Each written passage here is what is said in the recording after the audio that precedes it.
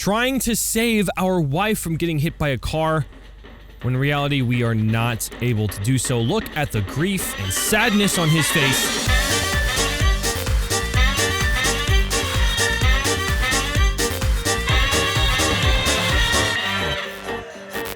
Hola. This is Hola Neighbor. And today, I, GP, have figured it out. I know the meaning of the game. Pay close attention, because everything I'm going to tell you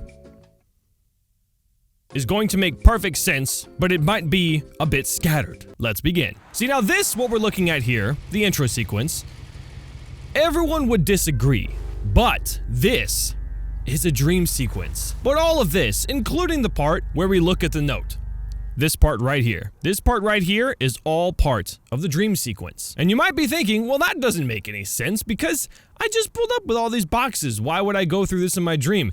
Dreams are monotonous. Dreams are tedious. Dreams are difficult. That's life. That's dreams. This is all just to paint a good picture that the neighbor has been watching you the day you moved in, which is not today. And this moment right here, when we have to turn on the power, see, we like to think that this is us just turning on the power. Wrong again. This is actually us turning on the sun in the dream, right? Because we're gonna wake up and it's gonna be daylight. That is to symbolize that, you know how you have a dream and then outside of the dream something happens and it causes your dream to start tailoring to whatever sound you're hearing or whatever you might possibly be experiencing. That's what's happening. This isn't electricity, it's the sun. The ultimate form of electricity. Open door, sleep. See, as I said, we're gonna wake up and it's gonna be daytime.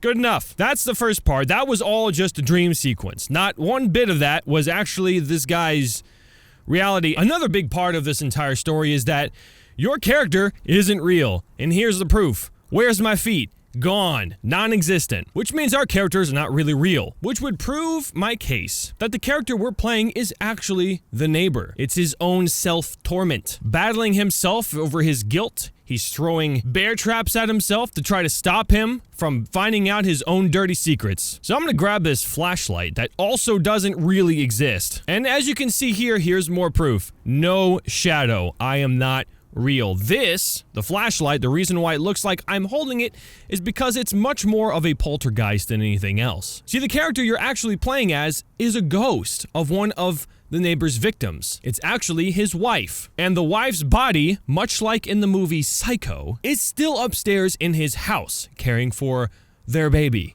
a teddy bear. Now you may be thinking, well, how could a teddy bear be a child? Have you never seen Beauty and the Beast? Anyway, so we're gonna go and I'm gonna show you one thing. See?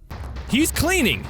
That would symbolize that he is very much human and not a robot. I know everybody was trying to say he was a robot because he has a robot shark, but he's very much human. And this is him chasing after his tormented, guilty self with a broom. Notice how he stops before he gets to said house that we think exists. It doesn't exist. He's hesitating because he doesn't want to end his own life, because that's what he would be doing if he were to kill me. Now this is very important. Everyone says this is just a glitch, right? That he just stops chasing you even though he couldn't clearly see you. It's not a glitch, people. It was programmed for a reason. He is very much alive and aware of who I am, and he doesn't want to hurt me. When he gets near his own bed, and this is actually a replica of his bed in his house, he realizes, I'm just human. I need to lay down and take a nap. So he's gonna do that, and I'm gonna show you that it's the exact same bed. See?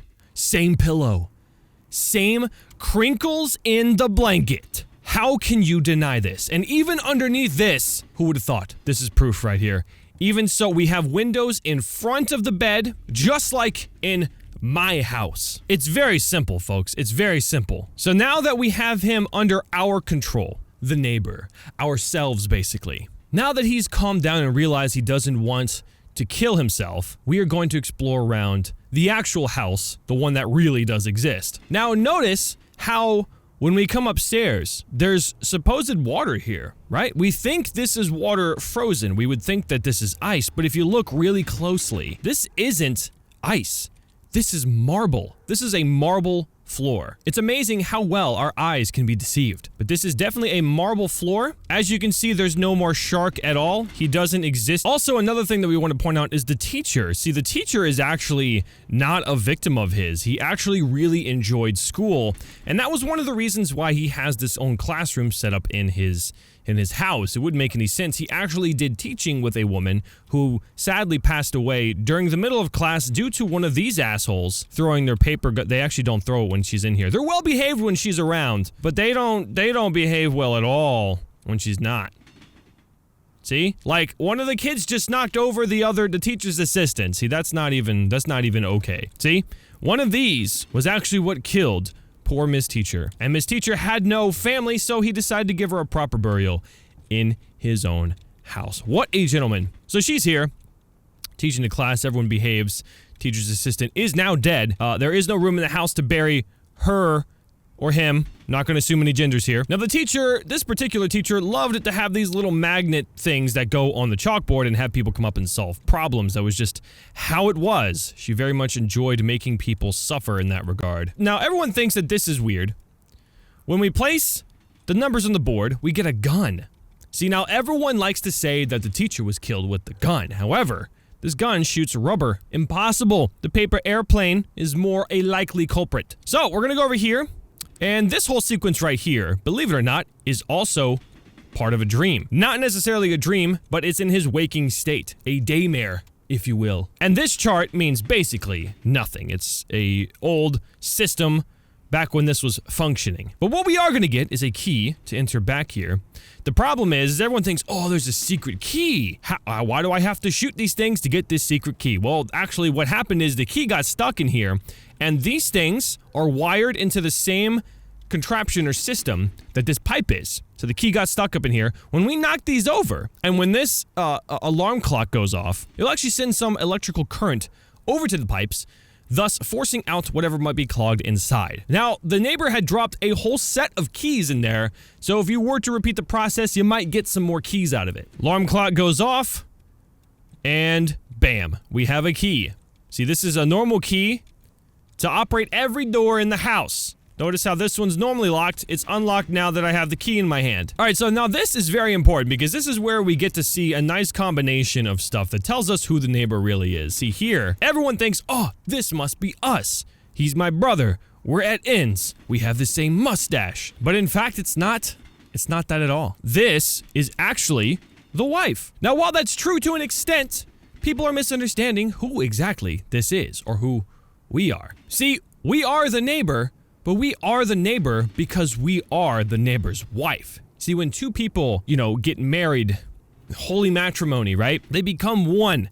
So when you say Mrs. Neighbor, you're actually saying Mr. and Mrs. Neighbor or Mrs. and Mr. Neighbor. So this actually is not a brother or a new person that he decides to be angry at. This is his wife, and this is the neighbor. I know all of this might be confusing, but if you take a look at this quick chart, it will show you the hierarchy of how everything connects. Okay, back to the game here. Now, the hat symbolizes that he was a very fashionable person, and he had a lot of vanity conflict within himself. He hated himself, he hated the way he looked, and he hated the way his wife looked a million times better than him. It always made him self-conscious. So because of that, he would set bear traps to keep her from leaving the house. He would set them right in front of the door or anywhere he knows that she's going to be walking. Hence why his actions do the same when we, the wife or the neighbor, try to go around the house or leave it. And see here, as we're tearing down this brick wall with the jackhammer, notice how it doesn't make any sound.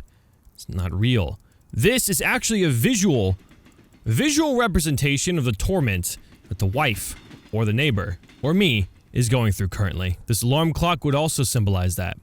At any point in time, time will be up. So we're here in the nursery, and what everyone thinks is just a mannequin is actually a dead body. Have you ever seen the movie Jeepers Creepers? Now, we all know that movie to be 100% truth. So when you think about it, it's very possible that the neighbor had preserved the dead body of his wife in a very wood-like fashion. So now we're gonna grab the key because we don't want to come in contact with our dead body. Little do you know, if you pick up the mannequin, us, neighbor, wife, you will actually get back into the mannequin's body, and the only thing you can do at this point is this. which is a horrible life that I wish upon nobody. Now, we all know what this symbolizes, but a lot of the paintings in here are symbolizing things in the game, completely in the game. This has already happened. We experienced that. This kid, we've seen him running around in the distance. This cat is confused, and we have found the golden apple already. This guy's also holding a golden apple, disguised as a balloon. So, now that we've got the key, we're actually not going to go into the basement. There is no basement. I've proven this in previous episodes. It's all in your own minds, your overwhelming guilt. So what we're actually going to do is sleep. And here we go with another dream sequence. The dream sequence is us opening the door, trying to save our wife from getting hit by a car, when in reality we are not able to do so. Look at the grief and sadness on his face, and that's that. Now we're going to go into another dream.